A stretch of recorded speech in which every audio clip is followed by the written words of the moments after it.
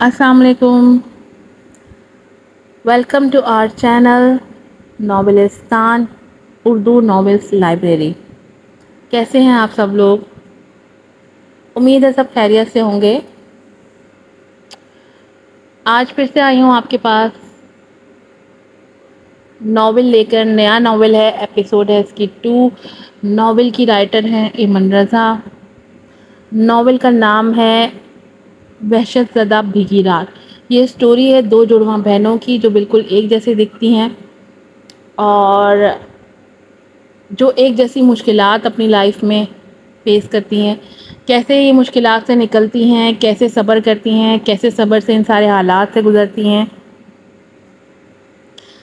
یہ سب آپ کو اس اسٹوری میں پتہ چلے گا وقت کے ساتھ ساتھ. تو ہمارے ساتھ رہیے گا. اور جن لوگوں نے چینل کو لائک نہیں کیا، سبسکرائب نہیں کیا، ان سے ریکویسٹ ہے کہ چینل کو لازمی سبسکرائب کر لیں. اور جن لوگوں نے ویڈیوز لائک نہیں، ان کی صرف ریکویسٹ ہے کہ ویڈیوز ضرور لائک کیا کریں، شیئر کیا کریں، کمنٹ کیا کریں اور رائٹر کی حوصلہ افزائی کیا کریں. بڑھتے ہیں اپنی ایپیسوڈ کی طرف. صالحہ اور تیمور یونیورسٹی کے کلاس فیلو تھے. کب دونوں ایک دوسرے کی محبت میں گرفتار ہوئے پتہ ہی نہ چلا. ان دونوں نے گھر بات کی مگر صالحہ کے گھر والے اس کا رشتہ کہیں اور کرنا چاہتے تھے. مگر صالحہ نے اپنی محبت کو فوقیت دیتے ہوئے تیمور سے بھاگ کر شادی کر لی. تیمور نے اسے اپنے فلیٹ میں رکھا ہوا تھا. دونوں کے دن عید اور راتیں شب برات تھیں. وہ دن بہت خوشی کا دن تھا جب انہیں پتہ چلا کہ وہ دونوں ماں باپ بننے والے ہیں. تیمور تو اتنا خوش تھا کہ اس نے صالحہ کو پکڑتے خوشی سے گھما ڈالا تھا. اس کی خوشی سنبھالے نہیں سنبھل رہی تھی. اس موقع پر اس نے سوچا تھا کہ صالحہ کو اکیلا نہیں چھوڑنا چاہیے، اس لیے اب وہ اسے اپنے گھر لے جانے کی تیاری کر رہا تھا. دونوں بہت خوش تھے.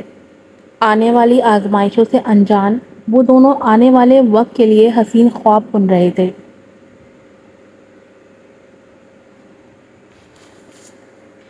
تیمور جب صالحہ کو اپنے گھر لے کر آیا تو اس کے گھر والوں نے اسے بظاہر تو قبول کر لیا تھا مگر دل سے اسے قبول نہ کر پائے تھے کیونکہ وہ ان کی پسند نہیں تھی. ان کے خیال میں ان کی بہو خاندانی ہونی چاہیے تھی مگر تیمور نے اپنی پسند کی شادی کر لی تھی. مگر وہ لوگ دل ہی دل میں اسے تیمور کی زندگی سے نکالنے کا فیصلہ کر چکے تھے. وہ تیمور کے سامنے اس سے نہایت اچھا برتاؤ کرتے مگر اس کے پیٹھ پیچھے سارے گھر کے کام کرواتے، اس کی حالت کا لحاظ کیے بغیر. جلد ہی انہیں یہ خبر بھی مل گئی تھی کہ صالحہ ٹوئنز بچوں کو جنم دینے والی ہے جس نے تیمور کی خوشی کو دوبالا کر دیا تھا. اب تو وہ اسے زمین پر پاؤں بھی نہیں رکھنے دیتا تھا. یہی بات اس کی ماں اور بھابھیوں کو تاؤ دلاتی تھی. آخر دوسرے بیٹے بھی تو تھے. وہ تو تیمور کی طرح اپنی بیوی کے آگے پیچھے نہیں گھومتے پھرتے تھے. پھر تیمور اس طرح کیوں کرتا تھا یہ بات انہیں کھلتی تھی. وہ دن بھی آ گیا جس دن صالحہ نے چاند جیسی 2 سرخ و سفید جڑواں بیٹیوں کو جنم دیا تھا. ان دونوں کو دیکھتے تو پہچاننا مشکل ہو جاتا تھا کہ ان کا کون سا نقش ایک دوسرے سے مختلف ہے کیونکہ وہ بالکل ایک دوسرے کا پرتو تھی. اور اس وقت ان دونوں کے ماں باپ یہ نہیں جانتے تھے کہ ان دونوں کی قسمت بھی ایک جیسی ہی ہے. ایک بیٹی کا نام صالحہ نے دلربا رکھا تھا جبکہ تیمور نے اپنی دوسری بیٹی کا نام عائشہ رکھا تھا. وہ تو اپنی زندگی میں خوش باش تھے جب ایک رات ان پر قیامت بن کر ٹوٹ پڑی. تیمور گھر تھکا ہارا کام سے لوٹا تو اس کی دونوں بچیاں گھر میں اکیلی رو رہی تھیں. وہ انہیں یہ روتا دیکھ کر پریشان ہو گیا تھا اور پورے گھر میں صالحہ کو ڈھونڈنے لگا تھا. آج اس کے گھر والے بھی شادی پر گئے ہوئے تھے مگر صالحہ تو گھر پر ہی تھی. پھر وہ کہاں گئی تھی یہ بات اس کی پریشانی میں اضافہ کر رہی تھی. جیسے ہی وہ صالحہ کو ڈھونڈنے باہر نکلا تو ایک لڑکے کو صالحہ کو اپنی باہوں میں نیم بے ہوشی میں اٹھا کر لاتے دیکھ اس کا غصہ سوا نیزے پر جا پہنچا. اس نے آؤ دیکھا نہ تھا اس لڑکے کو جا لیا۔ کون ہو تم اور میری بیوی تمہارے پاس کیا کر رہی ہے؟ اس نے لڑکے کو کالر سے جھنجھوڑتے ہوئے کہا، جو اس کی بات سن کر اس کو جھٹک گیا اور بولا کہ یہ میری گرل فرینڈ ہے، جس کے ساتھ میں روز گھومتا ہوں اور اس وقت اسے گھر چھوڑ جاتا ہوں۔ تم کون ہو؟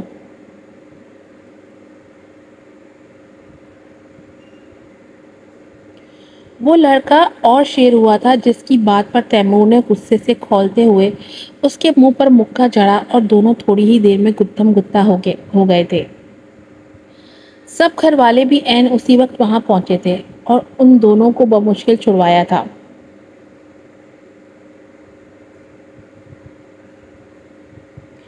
کیا یہ سچ کہہ رہا ہے؟ کیا واقعی صالحہ اس ٹائم گھر آتی ہے روز؟ اس نے غصے سے اپنے گھر والوں سے پوچھا جنہوں نے مکاری سے بغیر اس معصوم کا احساس کیے ہاں میں سر ہلا دیا تھا اور اس پر صاف بہتان لگایا تھا کہ وہ ہر شام اسی وقت گھر آتی ہے۔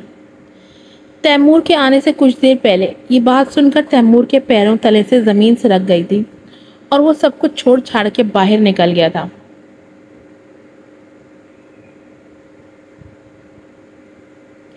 وہ نہیں چاہتا تھا کہ وہ کچھ ایسا کر دے جو اسے نہیں کرنا چاہیے تھا۔ اس کے پیچھے اس کی ماں اور بھابیاں شیطانی ہنسی ہنس دی تھی۔ وہ صالحہ کو اٹھا کر اس کے کمرے میں لے گئی تھی کیونکہ جب بیچاری ہوش میں آتی تو یقیناً اس پر کیا قیامت گزرنے والی تھی اس سے وہ سب لوگ انجان نہیں تھے۔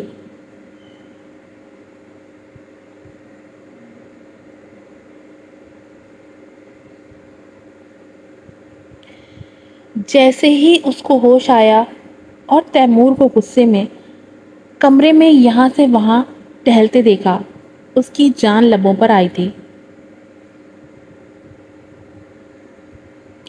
تیمور کب آئے اور میں یہاں کیسے؟ مجھے کچھ یاد کیوں نہیں آ رہا؟ اس نے سر پر ہاتھ رکھتے کہا جو درد سے پھٹ رہا تھا۔ اس کی بات پر تیمور نے اسے کھا جانے والی نظروں سے دیکھا اور جھٹکے سے کھڑا کیا۔ بہت بنا لیا تم نے مجھے بے وقوف، بہت اٹھا لیا تم نے میری محبت کا ناجائز فائدہ۔ اب اٹھو اور اپنے کپڑے نکالو اور یہاں سے دفع ہو جاؤ، میری زندگی میں تمہارے لیے کوئی جگہ نہیں۔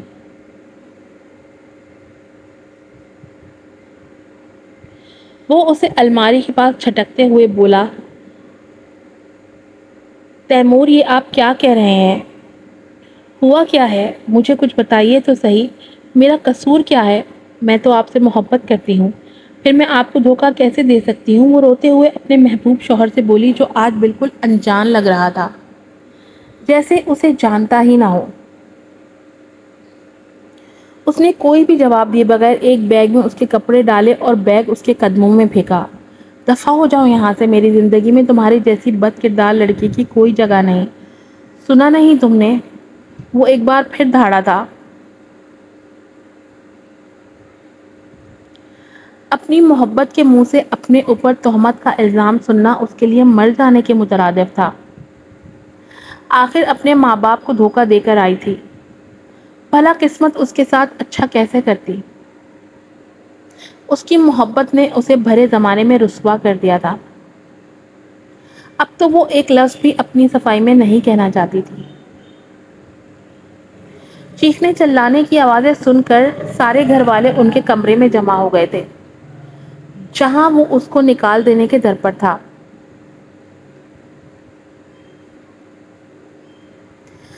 ٹھیک ہے، اپنے کردار کے بارے میں آپ کو ایک لفظ بھی صفائی کا نہیں کہوں گی، مگر اپنی بچیوں کو میں ساتھ لے کر جاؤں گی۔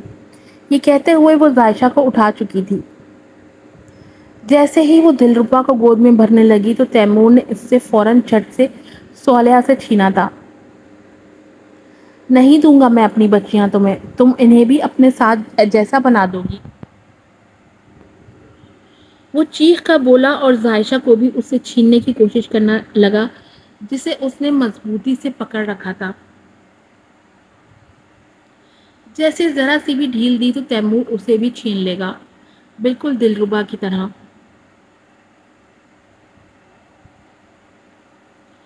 اس کی ماں کو تو اس بات کے لالے پڑ گئے تھے کہ کہیں انہیں بچیوں کو نہ سنبھالنا پڑ جائے، اس لیے انہوں نے فوراً تیمور کو رکھا۔ اور مشکل سے ہی صحیح لیکن صالحہ کو عائشہ کو لے جانے دیا، جبکہ تیمور نے دلربا کو اپنے پاس رکھ لیا، اور ایسے وہ دونوں ننھی منی پریاں بچپن میں ہی ایک دوسرے سے الگ ہو گئی تھی۔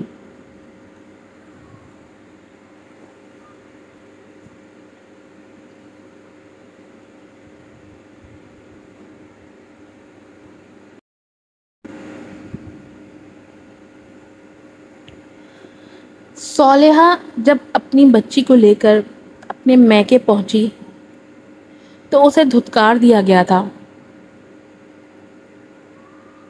مگر اس کے ماں باپ کے کہنے پر اسے اسٹور روم میں ایک جگہ دے دی گئی تھی۔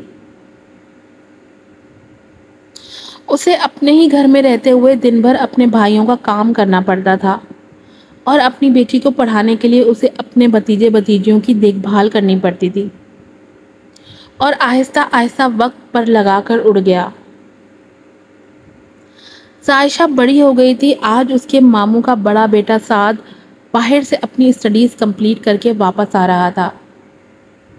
اسے بھی سب کی طرح اس کے آنے کا شدت سے انتظار تھا، کیونکہ ایک اس کا وہی کزن تو تھا جو اس سے پرخلوص اور محبت سے پیش آتا تھا۔ اس گھر میں اس کی ماں کے علاوہ لیکن وہ بھی باہر چلا گیا تھا۔ اب وہ آ رہا تھا تو عائشہ کو بھی اس کے آنے کی بہت خوشی تھی۔ وہ انہی سوچوں میں گم تھی کہ کیسے جب وہ چھوٹے تھے تو وہ اس کے لیے کینڈیز اور اپنے حصے کی چیزیں لایا کرتا تھا۔ کبھی کبھار تو اپنے لنچ باکس بھی اسکول میں اسے دے دیا کرتا تھا، اور اس کے ایسے ایسے کئی چھوٹے تحفے عائشہ کے دل میں اس کی جگہ گھر کرتے گئے۔ ابھی بھی جب وہ شور آنے کی آواز آئی تو وہ ہڑبڑا کر ہوش میں آئی۔ یقیناً وہ آ چکا تھا۔ اسکائی بلو شفون کے سوٹ میں اس کی رنگت دمک رہی تھی۔ حالانکہ یہ رمشا کا پرانا سوٹ تھا جو اس کی مامی نے اسے دے دیا تھا، مگر وہ نہیں جانتی تھی کہ وہ لڑکی پرانے سے پرانا کپڑا بھی پہن لے تو اس کے حسن کے ساتھ کپڑوں کو بھی چار چاند لگ جاتے تھے۔ وہ باہر نہیں جانا چاہتی تھی کیونکہ اس کی مامیوں نے اسے منع کیا تھا، مگر وہ اپنی ماں کو صبح سے کام میں جٹے دیکھ تکلیف محسوس کر رہی تھی۔ بے شک وہ صبح سے ان کے ساتھ کام میں ہاتھ بٹا رہی تھی، اور ابھی ہی تھک ہار کر کھانا بنا کر کمرے میں آئی تھی اور نہا کر کپڑے بدلے تھے۔ اس کے بال ابھی گیلے تھے۔ وہ بالوں کو سکھائے بغیر باہر نہیں جانا چاہتی تھی۔ وہ نہیں چاہتی تھی کہ اس کی مامی اس کو کوئی اور طعنہ دیں، اس لیے وہ جلدی جلدی بالوں کو سکھا کر اس کی چٹیاں بنا کر باہر جانا چاہتی تھی۔ اس لیے وہ جلدی سے باہر بالکنی میں آ گئی اور اپنے گیلے بالوں کی آبشار جھاڑنے لگی۔ سعد جو لان میں باہر کسی کی کال سننے آیا تھا، اپنے منہ پر گیلے پانی کے چھینٹے پڑتے دیکھ اس نے آنکھیں بند کی تھی۔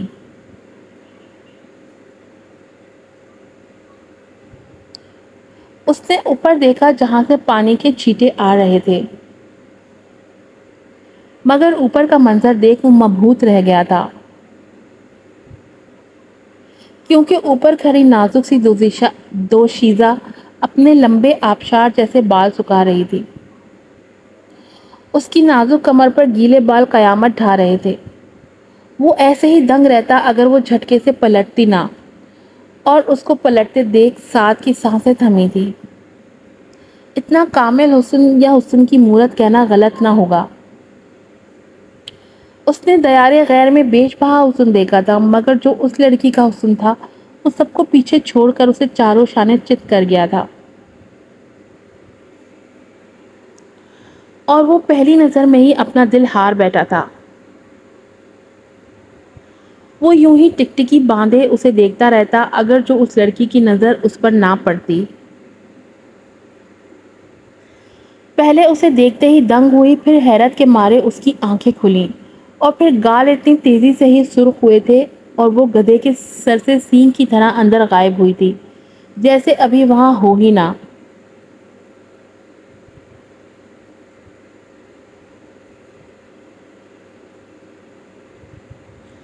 سعد نے پہلی بار بیش بہا حسن کو ایک ہی وقت میں کئی رنگ بدلتے دیکھا تھا اور اس کی جلد بازی پر وہ دل سے مسکرا دیا تھا، جبکہ وہ یہ بھی جان گیا تھا کہ اوپر کھڑی وہ ہستی کون تھی۔ یقیناً یہ اس کی پھپھو کی بیٹی تھی جو بچپن میں ڈری سہمی رہتی تھی۔ وہ بچپن میں بھی اسے اتنی ہی اچھی لگتی تھی، لیکن آج سعد نے جس نظریے سے اسے دیکھا تھا وہ اس کی دل کی دنیا کو بدلنے کے لیے کافی تھا، اور اب بہت جلد وہ اس کو اپنا بنانا چاہتا تھا۔ وہ اندر آئی تو اس کا دل تیزی سے دھڑک رہا تھا، یوں مانو جیسے ابھی سینہ پٹک پٹک کر باہر آ جائے گا، جبکہ دودھ جیسی رنگت والی کال اس وقت شرم سے نہایت سکھ پڑ رہے تھے اور ان میں سے دھواں اٹھ رہا تھا۔ اف ذائشہ، اف، یہ کیا کیا تم نے؟ وہ کیا سوچ رہے ہوں گے میرے بارے میں نے تو دوپٹہ بھی نہیں لیا تھا۔ اس نے اپنے سر پر ہاتھ مارتے خود کو دیکھا۔ وہ بہت جلد خود ہی اپنے آپ کو ہر غلطی کا ذمہ دار ٹھہرا دیا کرتی تھی۔ اب بھی ایسا ہی ہوا تھا۔ اس نے فوراً اپنے آدھے سوکھے بالوں کی چٹیا کی اور سینے پر آسمانی رنگ کا ہی دوپٹہ پھیلاتے فوراً کچن میں اپنی ماں کی مدد کو پلٹی، جہاں اس کی ماں کام میں ہلکان ہو رہی تھی۔ اس نے فوراً انہیں چیئر پر بٹھاتے کھانے کو دم لگایا اور کھانا ڈش آؤٹ کرنے لگی۔